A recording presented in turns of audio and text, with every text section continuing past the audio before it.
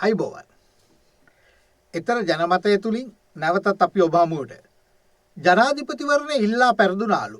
එය පිළිගන්නලු. කවුද මේ කියන්නේ? ආණ්ඩු පක්ෂයේ മന്ത്രിවරියක්. කාගෙන්ද මේ ඉල්ලා සිටින්නේ? ජනාධිපතිවරණයේ අපේක්ෂකයෝ 3 දෙනෙක්ගෙන් අද පාර්ලිමේන්තුවේ ඉන්න. එතකොට ඇයි මෙහෙම මේක ඇත්තට සාමාන්‍ය කතාවක්ද? මේක දෙඩවිල්ලක්ද? මේක දැනගෙන කියපු එකක්ද? නොදැන කියපු එකක්ද? මේ මොකද්ද? මොකද ජනාධිපතිවරණය ඉල්ලපු ඒ අපේක්ෂකයෝ ජනාධිපතිවරණය පෙරදිච්ච නිසා තමයි ඊට පස්සේ මහමැතිවරණය ආපම මහමැතිවරණයට නාම යෝජනා දීලා පාර්ලිමේන්තුවට පැමිණි දිනලා ජයග්‍රහණය කළා. ජනාධිපතිවරණයෙන් ජයග්‍රහණය කරපු ජනාධිපතිවරයා අනුර කුමාර දිසානායක මහත්මයා දැන් ඉන්න ජනාධිපති මන්දිරේ. මේ අනිත් අපේක්ෂකයෝ 3 දෙනා මේ වන විට ඉන්නේ පාර්ලිමේන්තු මන්ත්‍රීවරු වශයෙන් ව්‍යවස්ථාදායකය තුල. ඉතින් මේක තේරුම් ගන්න බැරි മന്ത്രിවරියක් මේක තේරුම් ගන්න බැරි කමට කියනවාද? එහෙම නැත්නම් මේක එතුමියගේ මේ මාලිමාවේ පරාජය තුලදී එතුමියට මේ කියන්නේ මොකද්ද කියන එක නොතේරුම් කමට කියවනවාද කියන එක අපිට තේරුම් ගන්න බෑ. ඒක අපිට ඇත්තටම දැන් මේ ගිය සතියේම පාර්ලිමේන්තුවේ කතා කරනකොට මේ පැහැදිලි දේවල් නෙමෙයි කතා කරේ. මේ වගේ හිස්තෙන් කතා කරේ. මේගොල්ලන්ට නොතේරෙන්න විදියක් නැහැ නේ. ඒත් මේගොල්ලෝ දොඩෝනා වගේ කතා තමයි ගියේ. ඒකට මූලික හේතුව අපි දකින්නේ ජනාධිපතිවරණයක් තිබ්බා. රටේ ජනතාව ජනාධිපතිවරණයට විශිෂ්ට ජයක් මාලිමාවට ලබා දුන්නා. පාර්ලිමේන්තු මැතිවරණය තිබ්බා. පාර්ලිමේන්තු මැතිවරණය තුලදී අතිවිශිෂ්ට ජයග්‍රහණ 3න් 2ක බලයක් ලබා දුන්නා. අතිවිශිෂ්ට 3න් 2ක බලයක් ලබා දුන්නා ව්‍යවස්ථාදායකය තුල. ඒ දීලා මාස 6ක් ගත වුණා. ඒ මාස 6 ගත වෙන අතරතුරදී ජනතාව බලාපොරොත්තු වුණානේ. ජනතාවට හැම වේදිකාවකම බොරු වැපුරුවානේ. අපි මේ දේ කරනවා කියලා. හැබැයි ඒ කිසි දෙයක් වෙන්නේ නැති බව ජනතාවට තේරුණා. ඒ ජනතාවට ඒ දේ තේරිච්ච නිසා තමයි ඒ ජනතාව මේ පළාත් පාලන මැතිවරණයේදී මොකද්ද කරේ? ලක්ෂ 24කට ආසන්න ජනපිරිසක් මේ මාලිමාව තුලින් ඈත් වුණා. ඒක 100ට වශයෙන් ගත්තොත් 134ක්. මාස 6ක් වගේ කෙටි කාලයකදී බැස්සා. පසු බැස්සා. මාලිමාවෙන් අයින් වුණා. වෙනත් පක්ෂ ශක්තිමත් කරා. එහෙමත් නැත්තම් කවුරු ඡන්දේ නොදා හිටියා. මොකද අපි දන්නවා මේ කොළඹ දිස්ත්‍රික්කයේ පමණක් අපි අද ජාතික පුවත්පත්වලදී දැක්කා කොළඹ දිස්ත්‍රික්කයේ පමණක් ලක්ෂ 10ක පිරිසක් ඡන්දය දාන්න තමුන්ගේ ගම රට බලා ගිහිල්ලා නැහැලු. ඒ තරමට ජනතාවට මෙච්ච දැන් මේක එපා වුණාද මේ මාස 6ක් ඇතුළත? ලක්ෂ 10ක් එතනින් ගිහිල්ලා නැහැලු ඡන්ද දාන්න. මේක දිස්ත්‍රික්කයක විතරක්. එතකොට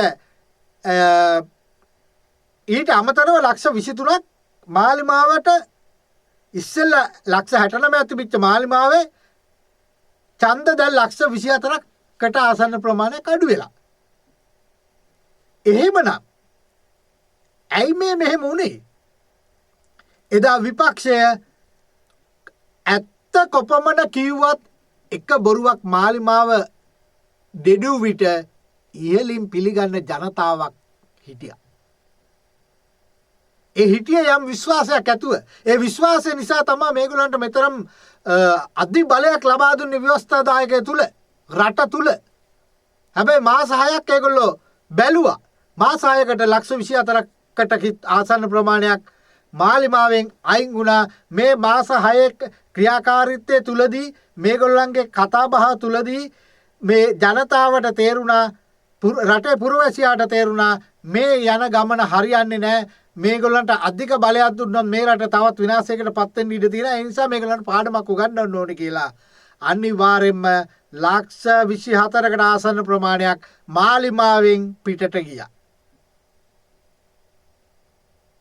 සමන්ත විද්‍යාරත්න මන්ත්‍රීවරයා තමයි හපුතලේ මුල්ම ඡන්ද ප්‍රතිඵලය කිව්වේ. ඒ මුල්ම ඡන්ද ප්‍රතිඵලයේ උදේ 6ට මාලිමාවේ විශිෂ්ට ජයග්‍රහණයක් ලැබෙන බව සමන්ත විද්‍යාරත්න මන්ත්‍රීවරයා එදා වේදිකාවේදී කිව්වා. හැබැයි උනේ මොකද්ද අවසානයේදී? උනේ මොකද්ද? අපි පළාත් පාලන මැතිවරණයේ ඡන්ද ප්‍රතිඵල අහනකොට අර වේදිකාවේදී කිව්වා ඡන්දෙට ඉස්සෙල්ලා ඒ ප්‍රතිඵලය. නමුත් ඒ ප්‍රදේශයේම ප්‍රතිඵලය අහනකොට මේක ස්වාධීන කණ්ඩායමක් තමයි දිනලා තියෙන්නේ. හැබැයි මේ ස්වාධීන කණ්ඩායමටත් එදා ඒගොල්ලෝ ගැරහුවා. ඒගොල්ලෝ හැරෙන්න මාලිමාව හැර මේ ස්වාධීන කියන්නේ විශ්වලාගත්ත හොරු කියලා මේගොල්ලෝ ප්‍රකාශ කරා දේශපාලන වේදිකාව තුල. එහෙමනම් මොකද්ද උනේ? අද ජයග්‍රහණයක් ලැබුණද? අද ලංකාවේ ප්‍රථම වතාවට වැඩිම ස්වාධීන කණ්ඩායම් ප්‍රමාණයක් ජයග්‍රහණය කරලා තියෙනවා මේ පළාත් පාලන මේ ආයතන තුල. ආයතන ප්‍රමාණයක් ජයග්‍රහණය කරලා තියෙනවා. එහෙනම් අපි අහන්න කැමති අගමැතිතුමියගෙන් ඒ වගේම ජනතා විමුක්ති පෙරමුණේ මහලේකම් ටිල්ලින් සිල්වා මහත්මයාගෙන් දැන් මේගොල්ලෝ දැන් බලනවා මේගොල්ලන්ගේ ආයතන පිහිටව ගන්න මේගොල්ලන්ට දැන් ලැජ්ජයි අර අනිත් පක්ෂත් එක්ක ප්‍රසිද්ධියේ එකකතාව වලට එන්න ගිවිසුම් ගහන්න ලැජ්ජයි. ඒ නිසා ඒ පළාත් පාලන ආයතන වල බහුතරය දිනා ගන්න දැන් මේගොල්ලෝ කරනවා අර ස්වාධීන කණ්ඩායම් මාවත් මේගොල්ලෝ සලකා බලනවලු. එතකොට මේ අපි අහනවා මේ ස්වාධීන කණ්ඩායම් කිරෙන්නාවලාද මේගොල්ලෝ ගන්නෙ? අන්න ඒක තමයි බලේ ඉස්සරහා මේගොල්ලෝ ජනතාවට තේරුණා අර ලක්ෂ 24ක් අයින් වෙන්නේ මොකද මේගොල්ලෝ බලේ ඉස්සරහා අර ඉස්සෙල්ලා අපේ දේශපාලන ප්‍රවාහය තුල තිබිච්ච තැටියම තමයි කැරකෙන්නේ කියලා ජනතාවට තේරුණා. ඒක දැන් ඔප්පු කරලත් පෙන්නනවා. දැන් ස්වාධීන කණ්ඩායම් එක්කලා මේගොල්ලෝ ගිවිසුම් ගහලා පළාත් පාලන ආයතන තුල බලය ඇතිකරන්න ඒගොල්ලෝ ලයිලයියේ දැන් සූදානමක් තියෙන බව අපිට දැනගන්න ලැබිලා තියෙනවා.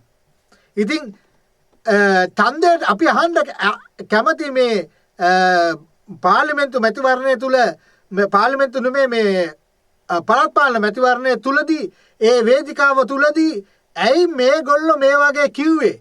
අපි හැරෙන්න හැමෝම හොරු කිව්වා. ඒ වුණාට දැන් මේගොල්ලෝ අර හොරු කියපු පිරිස කිරෙන් නාවල ගන්න හදනවා ඒගොල්ලෝ එක්ක එකට දීග කන්න. අපි බලමු. දැන් ජුනි 2 වෙනකොට මේ පළාත් පාලන ආයතන පිහිටවන්න බලය පිහිටවන්න නියම කරලා තියෙනවා මැතිවරණ කාර්යාලයෙන්. එතකොට ජුනි 2 වෙනකොට මේගොල්ලෝ කාය එක්ක දීග කාලා හොරු එක්ක දීග කාලා හොරුන්ව කිරෙන් හොදලා හොරුන්ට පාවඩ දාලා කිරෙන් හොදලා රතු පළස දාලා ඒගොල්ලන් එක්ක දීග කනවද? එහෙම නැත්නම් මේ ආණ්ඩු පක්ෂයේ මේ ඉස්සෙල්ල පුරසාරම් දෙනපු පිරිස ඊගාවට ජනතාවට මොකද්ද දෙන ආදර්ශය කියලා අපි බලාගෙන ඉන්නවා ඉදිරියේදී ජුනි 2 වෙනකොට. එහෙනම් අපි බලමු කිරෙන් හොදලා හොරුන්ව දීගේ කයිද කියලා. බොහොමත් ස්තුතියි.